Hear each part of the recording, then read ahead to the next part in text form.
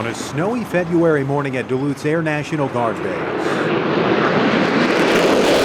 148 fighter jets take off one by one for an intense training mission meant to prepare them for battle. Pilots heading north toward designated airspace called the Military Operations Area, out of sight and out of earshot. Wargaming to prepare for future combat.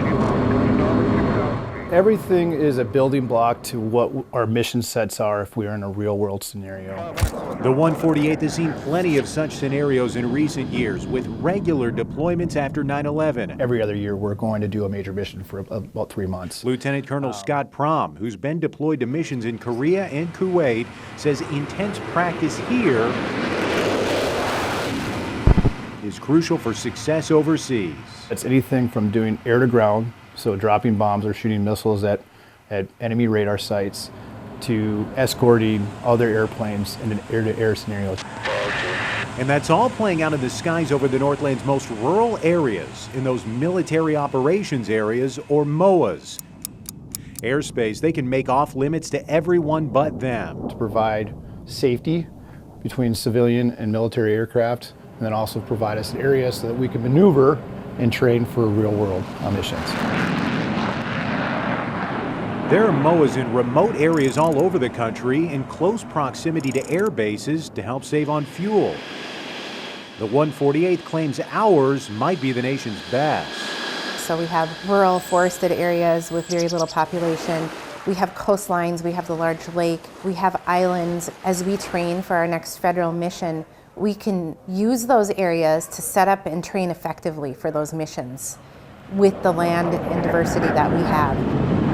Outside of Alaska, it's also the only MOA where training regularly happens in sub-zero cold. And then there's the real MVP, Lake Superior.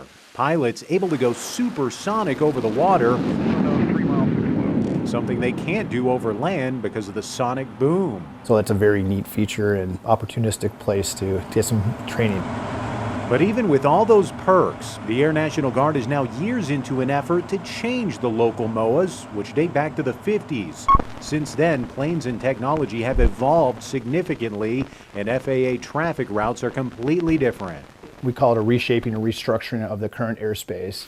So as it stands right now, MOAs exist in chunks across the Northland. This is one of those chunks. This is the Beaver MOA in north central Minnesota. Now, these are the rest of the MOAs across the Northland. The Air National Guard, instead of having these chunks, wants to streamline it, making it essentially one large MOA, almost like a long football field. And make it more conducive to what we need now and later for us, and also be much more modular and flexible for civilian and commercial traffic. But it's something that can't be done overnight and isn't automatic. There's work across multiple agencies and the need for environmental impact studies. If all goes according to plan, the Guard hopes training for the real deal in the Northland will eventually be even better. So it's really good that we can train like we fight. That's kind of the buzzword, train like we fight.